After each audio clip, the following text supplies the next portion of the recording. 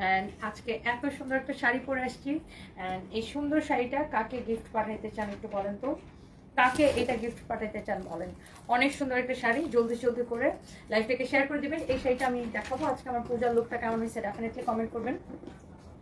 আমাদের কাছে অনেকগুলো পূজার শাড়িও আছে। এখানে যে শাড়িগুলো ছিল ওগুলো কই, পূজার শাড়িগুলো আমাদের কাছে প্রচুর পূজার শাড়িও আছে। হ্যাঁ, পূজার শাড়িও আমরা আপনাদেরকে দেখাবো। হ্যাঁ, প্রচুর পূজার শাড়িও আমাদের কাছে আছে। লাইক সাদা লালের মধ্যে অনেক কালেকশন আমাদের কাছে আছে। হ্যাঁ, এগুলো আমি আপনাদেরকে দেখাবো।